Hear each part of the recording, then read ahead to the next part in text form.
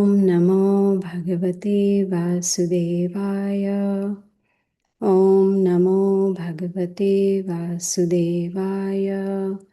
Om Namo Bhagavate Vasudevaya. Narayanam Namaskritya Naram Chaiva Narottamam Devim Saraswatim Vyasam Tato Jayamudirayet Nashtaprayeshu Abhadreshu Nityam Bhagavata Sevaya Bhagavati Uttama Shloke Bhaktir Bhavati Naishtiki. Hare Krishna to everyone. And we are starting a new chapter. Srimad Bhagavatam, Canto 1, Creation. Chapter number 14, The Disappearance of Lord Krishna. Text number 1. Sutta Uvacha Samprasthite Dwarkayam Jishnau Bandhu Didikshaya Gnatum Cha Punya Shlokasya Krishnasya Cha Vicheshtitam. Translation by Srila Prabhupada. Sri Sutta Goswami said, Arjuna went to Dwarka to see Lord Sri Krishna and other friends, and also to learn from the Lord of his next activities. Om Jnana Timirandasya Jnananjana Shlakaya Chakshurunmilitam Yena Tasmai Shri Gurave Namaha. Thank you all for joining. So we will hear about disappearance of Lord Krishna from this earthly planet. And from the way Yudhishthira Maharaj is feeling, we will hear what are his insecurities, what is his fear, and him being the king, of the, just this topmost position, and still with all that material success, he didn't feel peaceful. So we learn that material success cannot give us lasting peace. The real peace comes only when we become Krishna conscious, when we follow Bhakti Yoga. Yudhishthira Maharaj had everything. He had all the opulences. He was very successful, But when he could feel, he sensed that Krishna has left the earthly planet, he became insecure. You see? Arjuna had gone to Dwarka, to see Krishna, Krishna's friends. He went to learn about Krishna's activities, etc. Talking about activities in the Bhagavad Gita, we learned in chapter 4, where Krishna tells Arjuna, Paritranaya sadhuna vinashaya cha dushkritam dharma sansthapanarthaya sambhavami yuge yuge. So he comes down on this earthly planet just to protect his devotees. That's the main thing. Annihilating the miscreants is, by the way, that's the secondary. And of course, to also re-establish the religion. That is the purpose Krishna comes down. So after the war, Yudhishthira became the king, and all the impious people, irreligious people were killed in the war, and Krishna's mission was complete. So Srila Prabhupada in the purport says, Krishna and Arjuna, they are eternal companions. And wherever Krishna goes, Arjuna also goes. They are eternal associates. And Arjuna came down with Krishna to help Krishna in his pastimes. So Yudhishthira Maharaj is thinking Arjuna has gone for a few months to Dwarka and he's not come back. And he saw very inauspicious, fearful omens, So when Krishna was present, everything was perfect. But Yudhishthira Maharaj could see the discrepancies in kingdom. So he became very anxious. Where is Arjuna? Why hasn't he come back? Why there is no news about Dwarka? I want to know what's happening in Dwarka. How are the residents? But then at the back of his mind, he suspected Krishna's disappearance. How? First of all, Arjuna did not come back for a long time. And secondly, he saw omens like direction of eternal time change. There was disruption in seasonal, regularities. That means too hot, too cold, which we experience in Kali Yuga. Not only that, he noticed that the people in his kingdom, they became greedy, angry, deceitful, and they started adopting foul means of livelihood. So, this is what happens when people forget Krishna. Those who are not in God consciousness, they are the ones who tend to become more greedy and angry, and sometimes fraudulent also, you see. So, in this human society, we have been given Bhagavad Gita and Srimad Bhagavatam. Why? So that we can get the knowledge and understand Bhakti Yoga, which is required to achieve the perfection of life. Now, during the reign of Yudhishthira Maharaj, everyone was pious. They were all spiritual. They were performing mantra meditation. They perform bhakti yoga. There was godly atmosphere all the time because everybody was spiritual. But when he saw these bad omens, he understood. He actually suspected that Krishna has departed. Now, all these people in his kingdom, even though they were spiritually inclined, they were spiritual people, but still Kali Yuga was approaching. So the effect of Kali Yuga could be seen, and the disappearance of Krishna was the reason all these unwanted things were happening, all like people getting greedy, angry, etc. And Prabhupada says ignorance is the cause of degradation, you see. And to remove this ignorance, Krishna has given us Bhagavad Gita and Srimad Bhagavatam, because from these two scriptures, we get the light of knowledge, and that will remove all the darkness of ignorance. So, Yudhishthira Maharaj could see that the citizens in his kingdom, amongst the families there were a lot of misunderstandings. There was cheating amongst friends, there was quarrel between the spouses, and then he understood Kali Yuga is approaching. You see, Srila Prabhupada explains in one of the purports that the conditioned living being, conditioned means encaged in this material body, the soul is encaged in this material body, and one is only thinking about the body, forgotten about the soul completely. Just I, me, and mine. Bodily concept of life.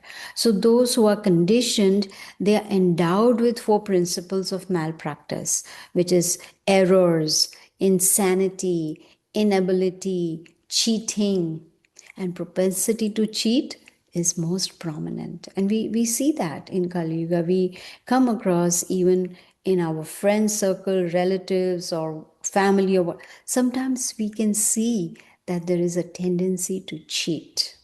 You see, so all these 4 malpractices were not there during the time of Yudhishthira Maharaj, but towards the end, when Krishna disappeared, that is when he could see all that. And he knew Kali Yuga is coming, Dwapar Yuga is coming to an end. You see, the problem is conditioning happens also when people think I am the controller. I am the one who's running the whole show. Once I leave, my family will crumble down, my house will crumble down. So that attitude is very wrong. That means one has forgotten the constitutional position of oneself. And our position is to be eternal servant of Krishna. No amount of material success we may run after, no amount of trying to get satisfaction from this object, this person, but that is not going to give us any peace of mind. Because Prabhupada says once a person becomes greedy, they want more and more and more. There is no satisfaction. And this all happens due to ignorance, no knowledge. But only when we perform Bhakti Yoga that we can come out of all this, rigmarole, as you call it, you see. And gradually, when person becomes greedy, then they become used to it. That's part of their life, you see. So when Yudhishthira Maharaj saw all this, he started speaking to Bhima. Arjuna was already gone to Dwarka, so he was talking to Bhima, his younger brother. And he said, I sent Arjuna to Dwarka to learn about Krishna and his friends. 7 months have passed. He has not yet returned. He's asking Bhima, do you think Krishna is going to quit earthly pastimes? Is he going to leave the earth and go away just as Narad Muni had indicated? Has that time already arrived? So he started lamenting that, oh, Krishna is going to disappear, or he's already disappeared. Now his lamentation, Srila Prabhupada explains, is actually just a pursuance of a custom of lamenting when a very dear friend passes away or goes away or leaves.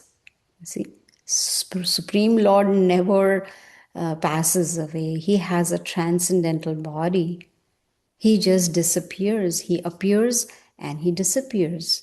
When every 8,640,000,000 years, Krishna appears once. When does he appear once? In 8,640,000,000 years.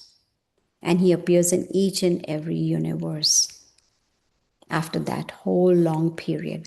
And this whole long period is only 24 hours of Lord Brahma. So Lord Brahma lives for 100 years of his time. That equals to 311,040,000,000,000 years. So we are very, very fortunate that Krishna appeared only 5,000 years ago in Dwapar Yuga, when, just before Kali Yuga approached. We're very fortunate that he appeared as Chaitanya Mahaprabhu in this Kali Yuga 540 years ago. See? So here we see a conversation, not a conversation, it's just Yudhishthira Maharaj talking to Bhima. He says, all the opulence, the victory, everything is possible only because of Krishna. Everything comes from him.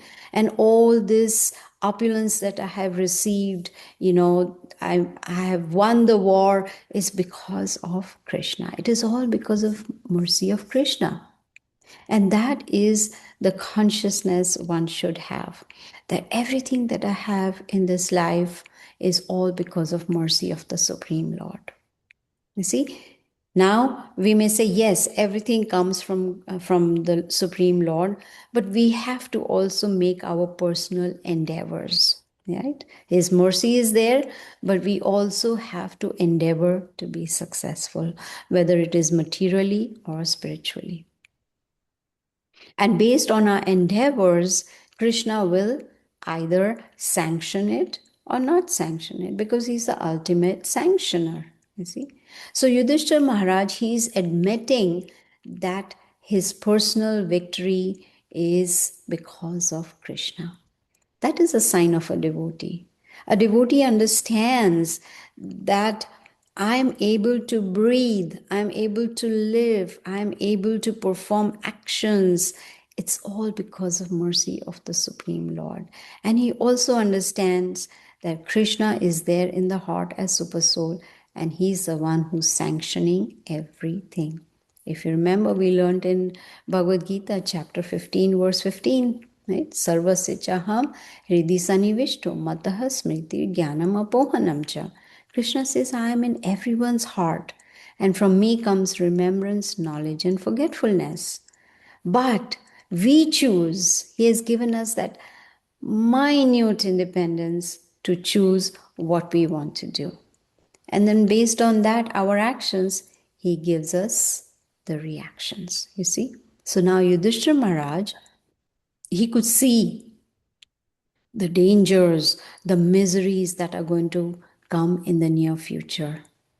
You see, the miseries, according to the scriptures, are three kinds, actually seven kinds: birth, disease, old age, death, and then other three kinds, which is misery caused by a body and mind, misery caused by material nature, miseries caused by other living entities. So he could see the danger and those miseries: excessive heat, cold, rain, famine, disease, epidemic, everything he could see in the future. You see? So if we cannot run away from miseries, that's not possible. Just like Prabhupada says, when it rains, we cannot stop the rain, but we can always take an umbrella to save ourselves from getting wet, right? So we cannot stop the miseries which we are supposed to get based on our past actions, karma, but we can get the spiritual strength to face those miseries. You see? So, all these material problems or whatever they may be, like, earthquake or floods or famine or disease or whatever it may be, Prabhupada says these are all punishments from the superior energy of Krishna. But if a person remains in constant touch with the Lord, then all these miseries will not affect a person. So a devotee always endeavors to do mantra meditation because that is what connects us to the Lord. Only devotional service or bhakti yoga can give us relief from all kinds of miseries. Miseries will not go away. Many times people think, oh, if I start chanting, all the problems of my life will disappear. No, it doesn't happen that way. So here we see Yudhishthira Maharaj is telling Bhima that the left side of my body is quivering again and again. I'm having heart palpitations. All these are indications of undesirable happenings. You see, usually these things happen without our wanting, right? No one prays to the Lord, give me disease, or Lord, I want to die. Lord, make me miserable. No, nobody does that. But these unwanted things happen, undesirable things happen, and then we get gripped by the modes of material nature: goodness, passion, ignorance. So here, Prabhupada explains that if a man's left eye, arm, and thigh all quiver constantly, that means something undesirable is going to happen. Now, how to remove this undesirable? Only by taking shelter of Krishna. Only by his mercy that is possible. You see, we sometimes say, my plan is foolproof, but yet we fail, right? Why? Because the ultimate sanctioner is Krishna. Krishna or his bona fide representatives like the spiritual master, they can save us from all these calamities. That is why Srila Prabhupada has given us such elaborate purports in Bhagavad Gita, Srimad Bhagavatam, and other books also, so we can understand. So here we see Yudhishthira Maharaj is seeing so many bad omens that gave him an indication about disappearance of Krishna. He's asking Bhima, what is this extraordinary time? What is going to happen? Do not know what calamities are awaiting us. You see, all these are indications of greater loss of good fortune. He's saying world was fortunate that the Supreme Lord was on this earthly planet and he marked this earthly planet with his footprints. And these omens are indicating that these footprints will not be there anymore.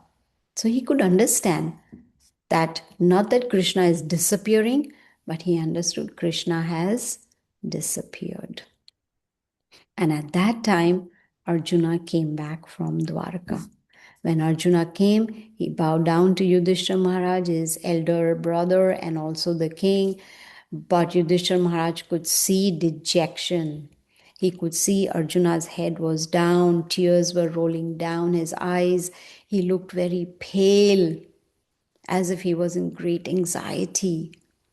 And so Yudhishthira Maharaj asked Arjuna, please tell me if the friends and the relatives in Dwarka, they are all very happy.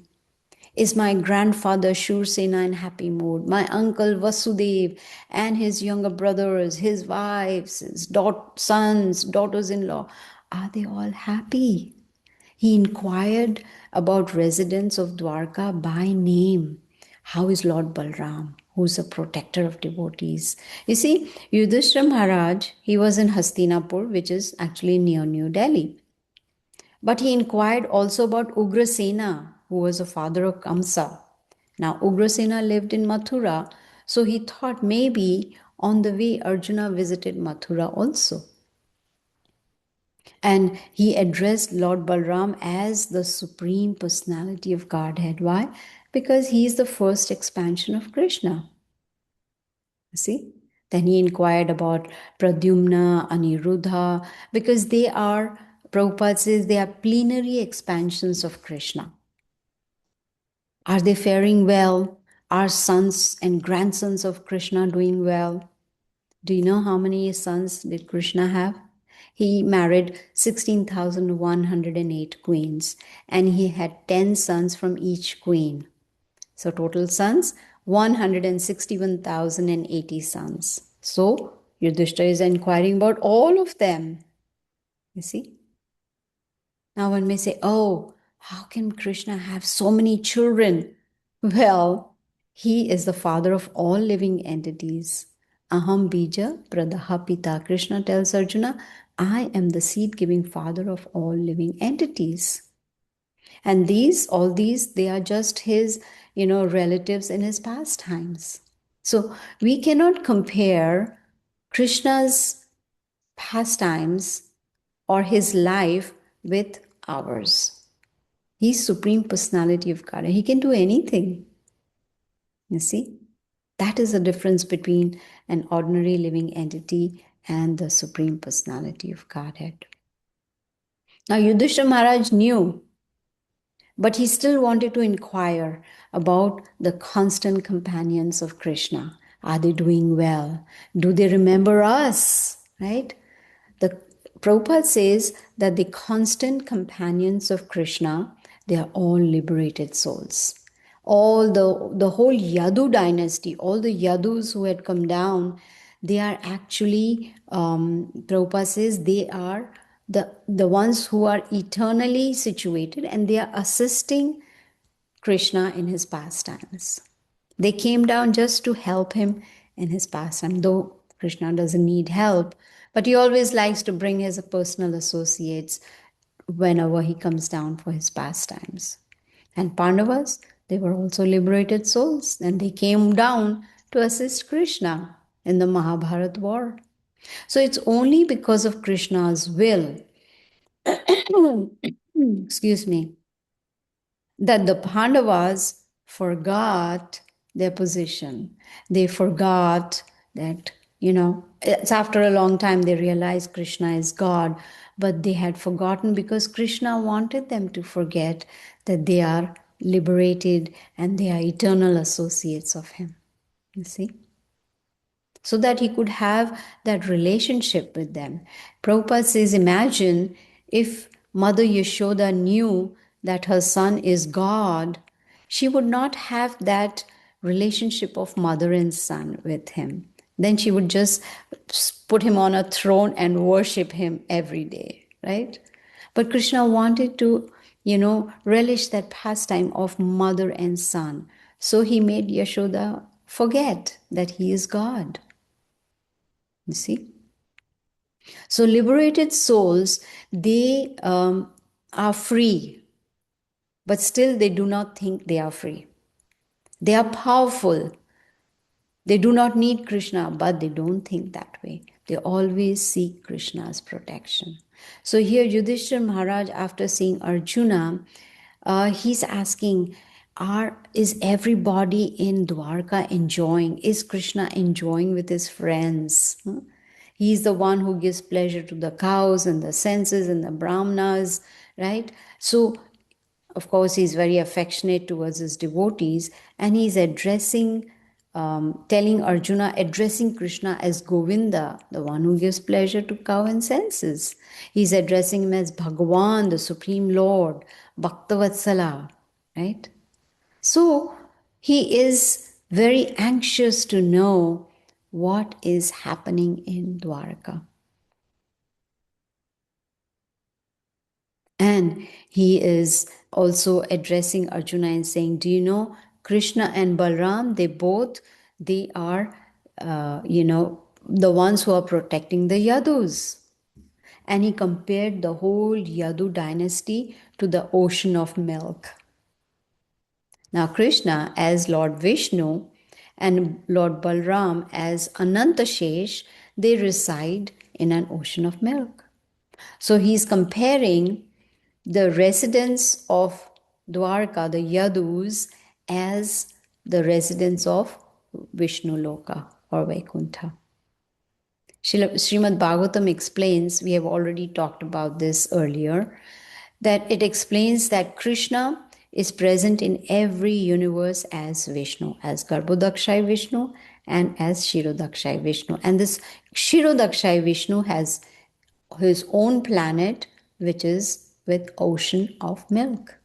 And there, Lord Vishnu resides on the bed of Ananta Shesh, that is Lord Balram.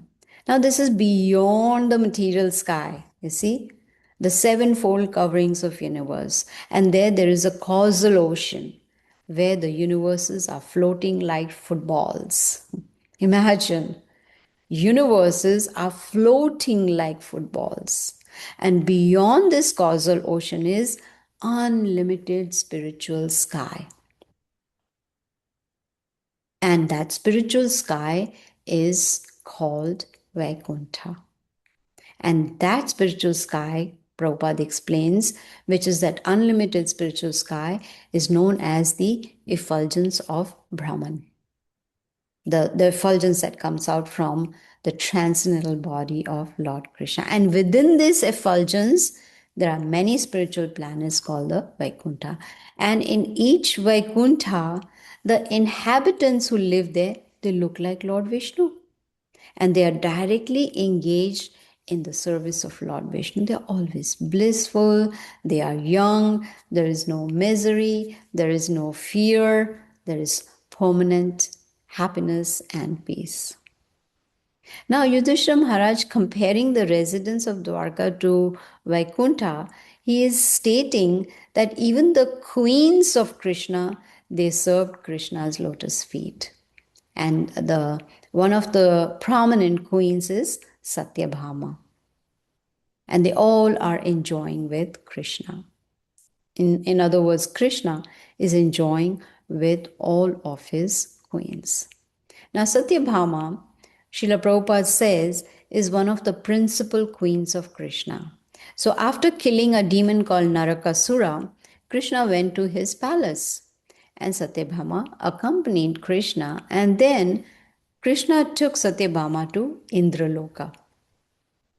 There in Indraloka, Lord Indra's wife Sachi Devi, she received her respectfully, and Satyabhama met Aditi, who's a mother of demigods, and being pleased, Aditi blessed Satyabhama with permanent youth.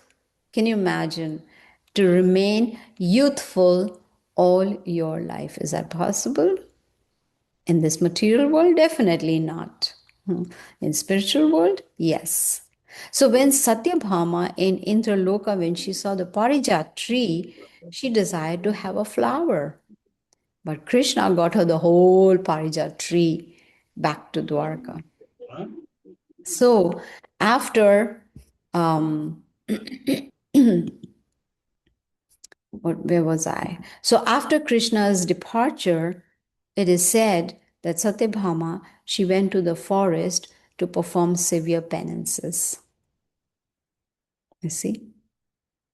The Bhagavad Gita teaches us that if somehow or the other we can surrender to Krishna by following his instructions and practicing Bhakti Yoga, then we will be protected. Krishna says, Masu Chaha, do not fear. He will always protect. So those who are directly serving Krishna, they are always protected, and that's why they are fearless. You see? Now, in this chapter, Yudhishthira Maharaj is talking about a state assembly house which was constructed for the demigods. But when Krishna was in Dwarka, that assembly was called Sudharma, and that from the heavenly planets it was brought down to Dwarka. And that remained there till as long as Krishna was there. Now, the members of the Yadu dynasty, the Yadus, they were all fearless because they were protected by Supreme Lord. But here, Yudhishthira Maharaj is inquiring from Arjuna. What happened? What is happening? He was feeling insecure because he had a feeling Krishna had disappeared from the earthly planet. He's asking Arjuna, is your health okay? Your body seemed to have lost all luster. Did others disrespect you or neglect you because you stayed such a long time in Dwarka, right? Was anyone unfriendly with you? Did anyone threaten you? Did you not give charity to someone who asked you for charity? Or did you not keep a promise that you gave to someone? Could you not give protection to the Brahmanas, the children, the cows, the women, and diseased? Did you not properly treat everyone, every deserving woman? Or did you contact a woman of impeachable character? Were you defeated by someone inferior to you? Have you not taken care of old men and boys? Did you leave them and take the meals alone? Did you eat all by yourself and not, share? Did you commit an pardonable mistake?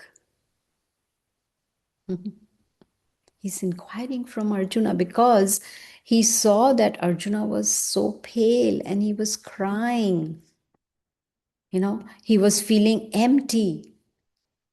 So Yudhishthira Maharaj understood and he asked Arjuna, are you feeling empty because you might have lost your most intimate friend Krishna? I can think of no other reason for you being so dejected. That means Yudhishthira Maharaj guessed Krishna's departure from this world. He could see the acute dejection of Arjuna. He was doubtful for sure, but he was obliged to inquire from Arjuna frankly. And why? Because Narad Muni had given that indication. So he was basing all his questions on Narad Muni's indication. Now Yudhishthira Maharaj also could feel separation from Krishna. Prabhupada says that actually in separation, one can deepen one's devotion. Because when one feels that separation and the devotion increases, then there is a lot of spiritual attachment. And this becomes possible just like the Pandavas. What did they do? They put Krishna in the center of their activities. Everything happened around Krishna.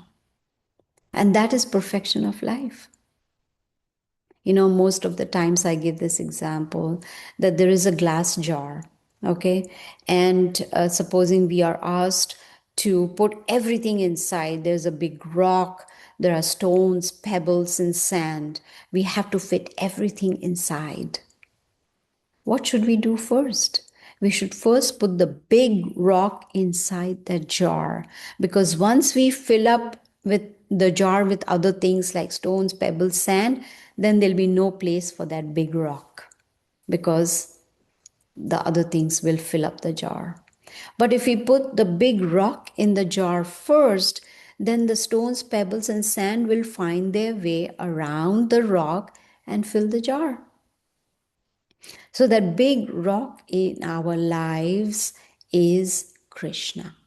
when we put Krishna in the center of our lives, then everything else that we are doing, which is like stones, pebbles, and sand, everything will fall in place and our life will be successful. So we need to remember that big rock in our lives is Krishna Himself. Material success cannot give us lasting peace. Yes, we may feel happy and peaceful for a little while, but not always. But the real peace comes when we perform Bhakti Yoga, and that starts with mantra meditation, chanting the holy names of the Lord. This is how we are able to become successful in being peaceful and happy. That is the way of life, perfection of life. And if we don't follow that, then we come back into the cycle of birth and death again and again and again. And there is no end to this cycle. You see, it's almost never ending. So, because Krishna has been so merciful, He's given us Bhagavad Gita and Srimad Bhagavatam so that we can take on this knowledge and attain perfection, become happy and peaceful, even while being in this body. It's not that when we give up this body that we'll be happy and peaceful. No. We learn the peace formula in Bhagavad Gita itself, chapter 5, right? Bhoktaram yagna tapasam sarva loka maheshwara suridam sarva bhutanam ratnamam shantim richati. Shanti means peace. So Krishna has given us a peace formula. If only we can understand Krishna is the Supreme Lord. He is the enjoyer. He is the source of everything. He's our best friend. If we have that state of consciousness, we'll be happy and peaceful. There will be no miseries at all. We won't feel the miseries because we would have gotten the spiritual strength. So I'm going to end now. If anyone has any questions or comments, you're welcome to ask.